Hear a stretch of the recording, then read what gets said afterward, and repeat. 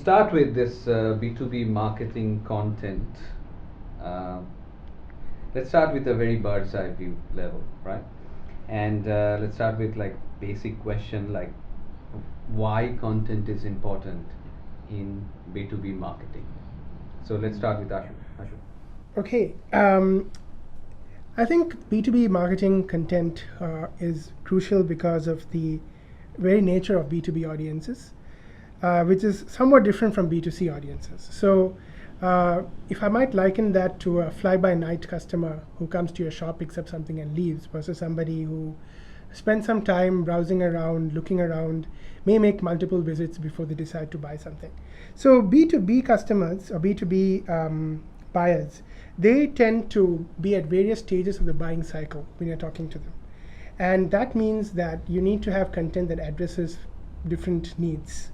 You also have different decision makers. You have buying influencers who may not actually make the decision, but they have a strong role to play in the purchase decision. So the kind of content you produce has to appeal to a wide range of audiences. Compared to a B2C, like a marketing slogan or a campaign, where it's if somebody gets it, if a passing customer sees the ad, they understand it, they get it, they get impressed by it, they might actually head down to the store and buy it. Whereas B2B buyers are going to take a longer time to make their decision. So they're going to be doing a lot of research as well. So content, if you just produce an ad in the newspaper or just put up a flashing ad on the web, you're not going to be able to hit those group of customers who are going to make some very prolonged nature of their buying patterns. So they're going to be doing lots of research. So the more content you produce, the better that's going to solidify their research, the better they're going to be able to justify their decision to the ultimate person who's going to sign on the dotted line. So that's one thing. That's the nature of B2B buyers.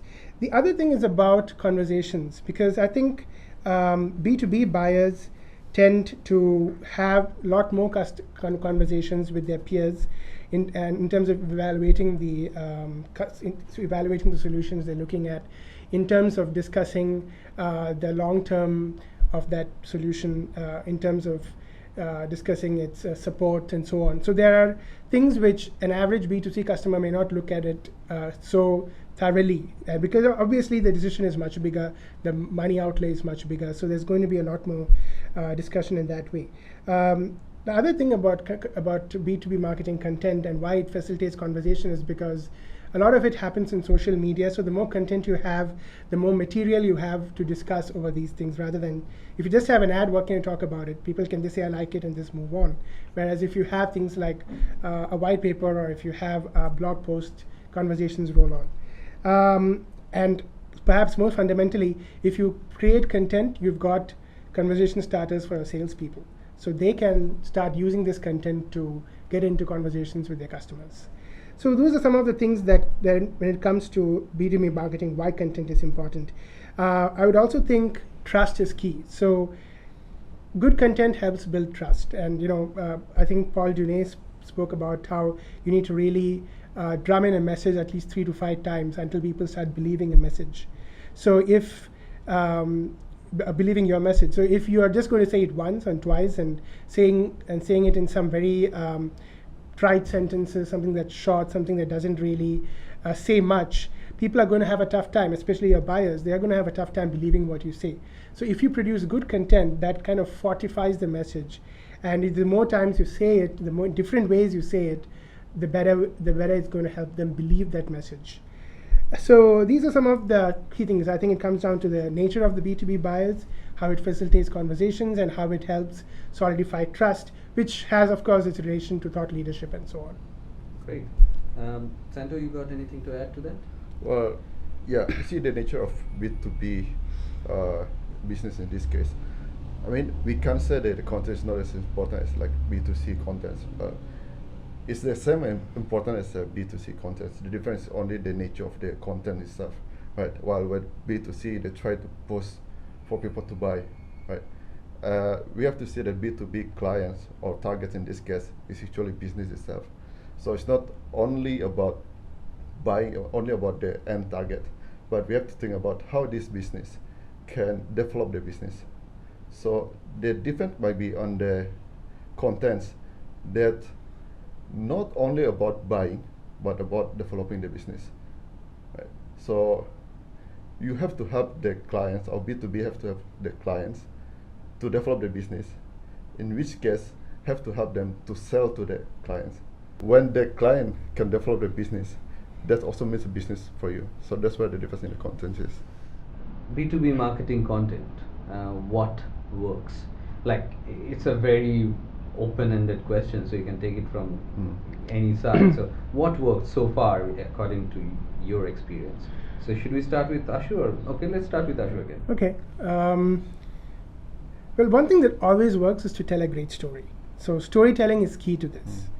And we, in fact, at B2 Bento recently wrote about it, and we spoke about 3 things which matter to a good story. One is something, it has to be transmittable, which means you should be able to tell that story over and over without losing much information. So it's got to be a simple short story, like an Aesop fable, which everyone understands and the story never gets changed.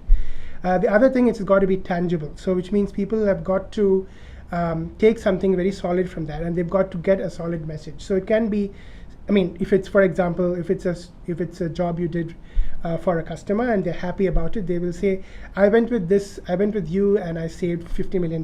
Now that is a tangible amount. So rather than saying I had productivity gains, which of course will fly over everybody's head and doesn't really have a number to it.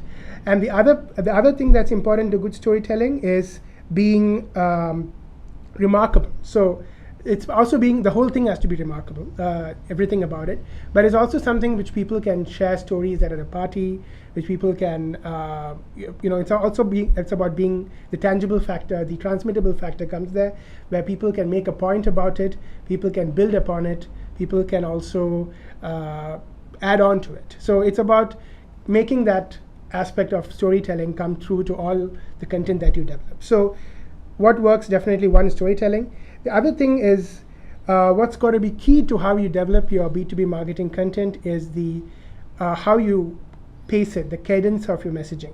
So something that's too frequent becomes spammy, something that's not too frequent becomes neglected. So perhaps what you can look at is in how you pace your messaging, how you tell the same thing in different ways so as to capture different audiences. Some people are at different phases when they look at a mail, when they look at a communication on a Monday, they are in a different mood compared to a Friday. So, you might be able to judge that and modify your message accordingly. So that's also important when it comes to what sort of B2B content works. But now if you look at, if you are able to decide that you have a story to tell and you have more or less worked out what you want to say and without not losing much of the information, then you can look at what are the kind of media that is through which you can tell these stories, to which you can communicate this B2B content. And there are tons of these. We have the usual suspects, we have case studies, we have video testimonials, we have white papers, and then you have this new fangled thing called ebooks, which everyone's creating. So we can go into a lot of each of this into detail, and Santo will talk about some of that. I'll also look into we'll also talk a little bit about white papers. But in general, these are some of the more common ones. But there are also some of the more in vogue things these days, which is about using some of the new and social media channels to create content. So you can create content and disseminate it through these channels, but you can also use these channels to actually help you create content. So when you have, for example, a Twitter chat, you can use that, the information gleaned through that, to come up with a blog post, because that's something which is very current. You're getting the you're getting fresh thinking. You're getting some wise words, some of the best thinkers, and again, so that's the thing. So being current also is key to making your B2B marketing content work well.